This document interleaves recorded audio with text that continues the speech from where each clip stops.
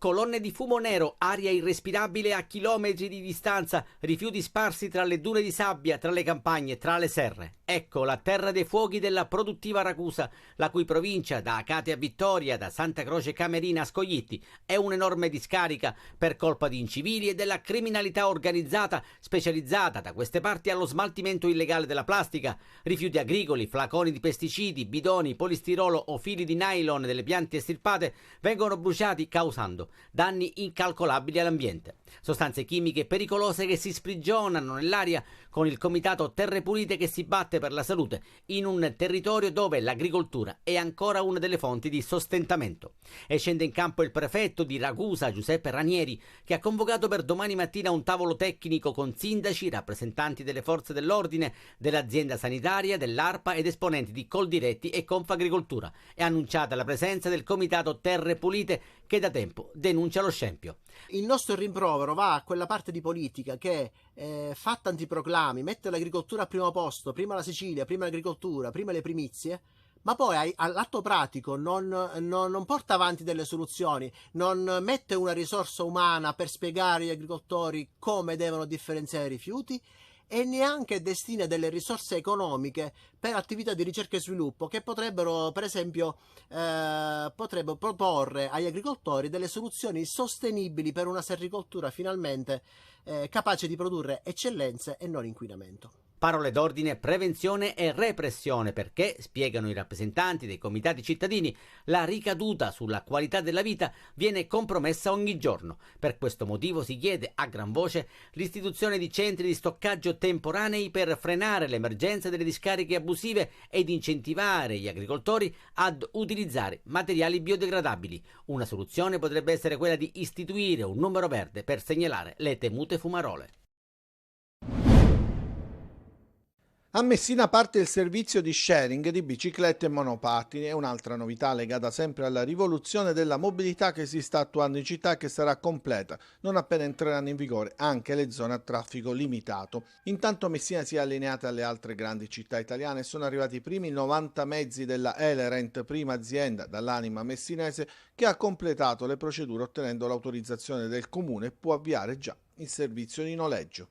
Sì, siamo i primi e siamo riusciti appunto grazie al comune che ci ha dato la disponibilità per fare questo servizio alla città appunto di Messina e siamo molto contenti di questo. Metteremo esattamente 111 monopattini e 50 e-bike in tutto il comune di Messina. I monopattini e le biciclette saranno posizionati in aree e luoghi strategici dalla stazione centrale ai punti turistici. Il primo giro sul monopattino è stato del sindaco Federico Basile. È un primo passo che finalmente, diciamo così, dopo un paio di mesi relativi agli adempimenti burocratici consegna i primi 70 mezzi tra biciclette e monopattini e ci sono altre 4 aziende che andranno nel corso di questo mese a consegnare gli altri mezzi. Utilizziamo ove possibile, questo è l'invito, un sistema di mobilità alternativa che oltre all'autobus, in questo caso che già funziona e voi lo sapete, anche mezzi di questo tipo che funzionano ancora meglio nella misura in cui dobbiamo cambiare insieme modalità anche di trasporto. Un po' come avviene in tutti questi tipi di noleggio, c'è un'applicazione per smartphone a cui registrarsi. Il costo è in linea con quello di altre città italiane, appare utile per brevi spostamenti, 25 centesimi al minuto per il monopattino e 30 per la bici, più €1 per lo sblocco. Entro fine mese dovrebbero arrivare i mezzi delle altre 3 società che hanno ottenuto l'ok del comune, che intanto ha avviato un secondo bando senza dare un tetto di aziende ma solo il numero dei mezzi complessivi da poter mettere sul mercato: 1000 monopattini elettrici e 500 bici a pedalata assistita.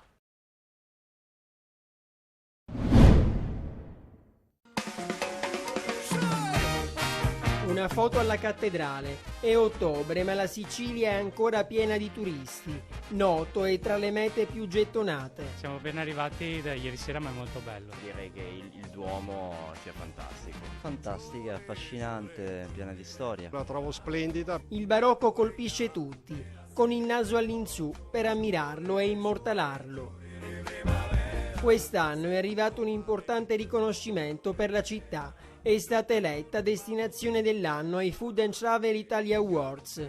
Il premio è ben visibile nell'ufficio del sindaco. Ci aspettiamo Se questo è il trend, oltre 40% di incremento di visitatori rispetto all'anno precedente, quindi parliamo di numeri di oltre 3 milioni di visitatori. Lungo il corso principale incontriamo tanti italiani, ma anche moltissimi stranieri, americani, inglesi, francesi, arrivano da ogni dove. Da dove arriva? California. Cosa ne pensa di Noto? La amo. Meravigliosa città, un pienone che si ripercuote anche sulle strutture alberghiere. Superata la fase del agosto, aeroporto eccetera, c'è stata una ripresa a settembre-ottobre notevole. La meraviglia di passeggiare immersi nella storia e l'irresistibile voglia di mangiare qualcosa di fresco. Ma c'è anche chi ne approfitta per fare shopping. Proprio quello che ci piace, la Sicilia, mare e shopping. Cosa avete acquistato?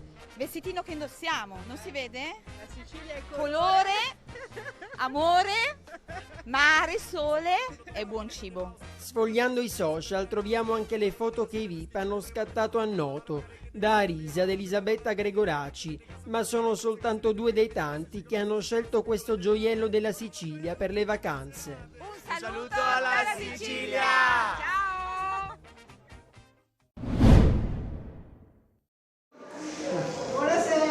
Ci accolgono sull'uscio della loro casa di via Salemi a Catania, desiderosi di farci visitare le stanze e ammirarne l'arredamento con quadri e oggetti realizzati da loro. Flavia, orgogliosa, ci mostra la cucina dove si alterna con gli altri amici ai fornelli. A me piace tanto stare qui, l'importante è solo stare in compagnia, essere allegri e stare sempre felici.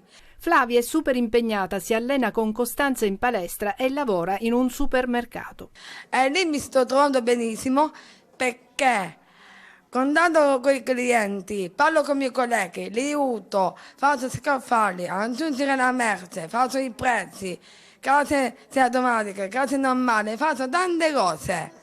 6 posti letto da condividere. Ogni settimana gli ospiti cambiano. Qui ciascuno mette a frutto le proprie capacità, come ci spiega Nino, genitore di uno dei ragazzi. Ma se noi scopriamo che uno dei nostri figli ha più potenzialità nella cucina, e allora facciamo in modo e investiamo dalle scuole elementari alle scuole superiori, e quello sicuramente diventerà un lavoratore di eccellenza. Quindi il nostro obiettivo è non l'inclusione, ma la partecipazione alla vita sociale e attiva, così come è diritto di tutti gli uomini e di ciascun uomo. Ad impegnarsi per l'indipendenza dei propri figli un gruppo di genitori, 45 coppie che insieme formano una grande famiglia, quella dell'Associazione Futuro 21, a dirigerla assieme ad altre mamme Anna Papale. La forza motrice di questa associazione sono i nostri figli che con la loro tenacia e la loro voglia di affermarsi e di cercare un'indipendenza ci hanno coinvolti e ci coinvolgono, e quindi noi abbiamo cercato di realizzare il loro sogno nel pensare una casa che incominciasse a dare loro la possibilità di sperimentarsi con la vita in gruppo. Un sogno che si realizza e che al momento cammina economicamente solo sulle gambe delle famiglie. Sono loro a sostenere tutte le spese. Dopo l'iniziale accoglienza è il momento del commiato e questo è il saluto degli inquilini speciali.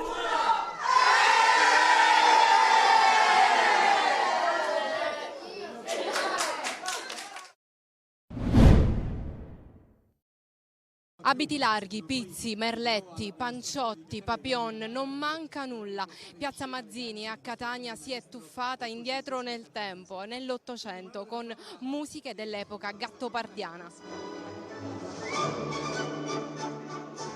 Un tuffo nel passato in abiti d'epoca con la performance di danza a suon di valzer grazie alla sinergia nata tra la Compagnia Nazionale di Danza Storica diretta da Nino Graziano Luca e il Rotary Club Catania Nord presieduto da Giuseppe Petino con il liceo coreutico Angelo Musco e il patrocinio del comune. Noi del Rotary Catania Nord avevamo un sogno che oggi si realizza. Io quest'estate pensavo chissà se riusciamo ad animare una piazza nuovamente restituita alla città e fare qualcosa per la nostra città. Noi siamo un club service e lavoriamo per il territorio. Oggi dico per me si realizza un sogno. Grande entusiasmo per Nino Graziano Luca, che ha portato ancora una volta la sua compagnia in mezzo alla gente. È una grande gioia vedere questa piazza Mazzini con queste 4 palazzi che io da ragazzino vedevo sempre pensando chissà cosa c'è dentro. Per me rappresentava la meraviglia. Sai il bambino che mette le dita nella Nutella? Ci hanno detto se volessimo fare una nostra performance qui per creare un'atmosfera che probabilmente in questa piazza sia anche vissuta nel XIX secolo. Io ho detto ma addirittura mi offrite questa opportunità, al contrario, come puoi immaginare. La nuova isola pedonale ha accolto coppie di danzatori in abiti d'epoca che si sono esibiti sotto le note di Rota, Verdi, Strauss, Waltz, Bizet. Una bella sensazione, da un tuffo nel passato sì, ma rivisitarlo in una chiave moderna è una bellissima sensazione. Se il principe di Salina ti invitasse a ballare, tu saresti preparata? Assolutamente sì, anche perché tra le danze del nostro repertorio proprio quelle del Gattopardo. Uno spettacolo che ha valorizzato ancora di più i palazzi storici del centro, applaudito da una folla di catanesi e turisti. La città per ripartire ha bisogno dell'aiuto di tutti. Noi non potremmo da soli mai risolvere i tanti problemi che Catania purtroppo vive. Ma per far questo c'è bisogno che i catanesi avvertano la bellezza straordinaria di questa città, e occasioni come queste, con la gente che si appropria agli spazi fino a qualche domenica fa occupati dalle automobili, credo che sia un ulteriore momento per apprezzare quel che stiamo facendo, ma soprattutto per amare la città.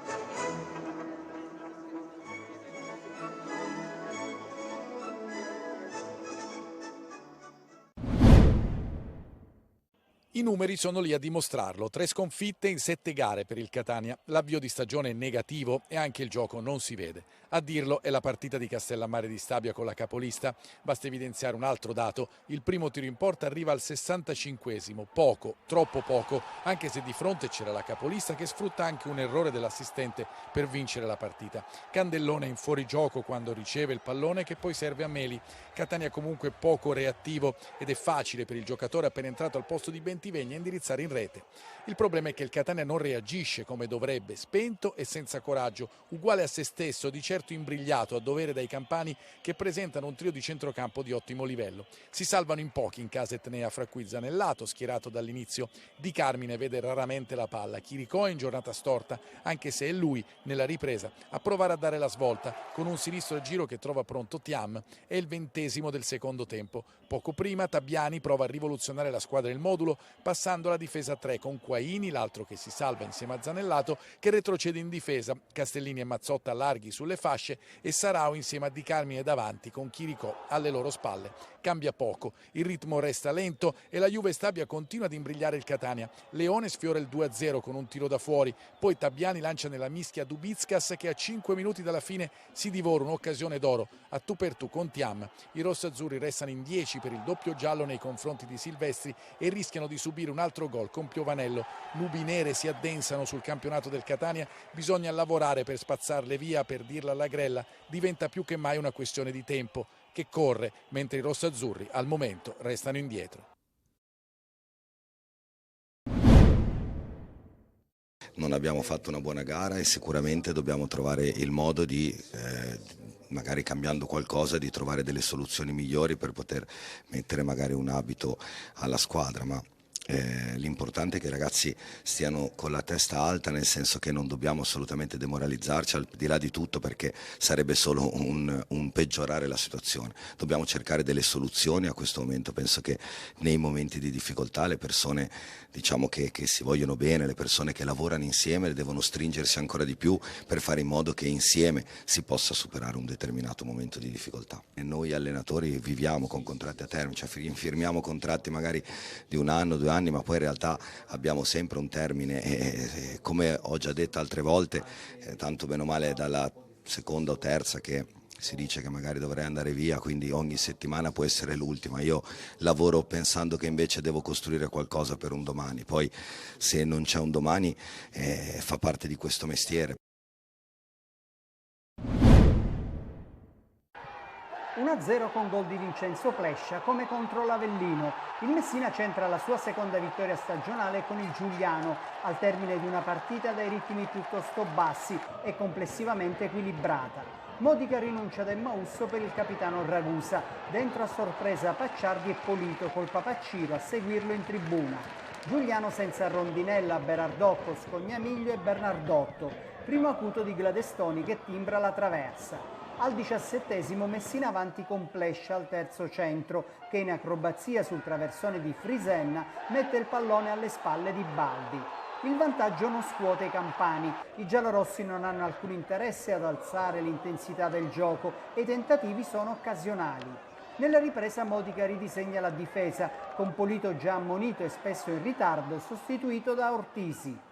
Franco, in crescita rispetto alle precedenti prestazioni, colpisce il palo esterno. Sembra il primo segnale di un'altra rimonta, ma il Giuliano non è né la Turris né la Casertana. Bertotto opera 5 cambi, portiere compreso per infortunio, e finisce con 4 attaccanti. Nel bene e nel male Nocciolini diventa protagonista. Prima in diagonale fallisce il possibile pareggio con una conclusione a lato, poi causa il rosso diretto a Pacciardi per fallo da ultimo uomo e infine impegna con un destro potente Fumagalli, che trova il modo di mettere la sua firma sul secondo successo in campionato. Per Bertotto è il primo KO, Giuliano ancora senza gol a Messina.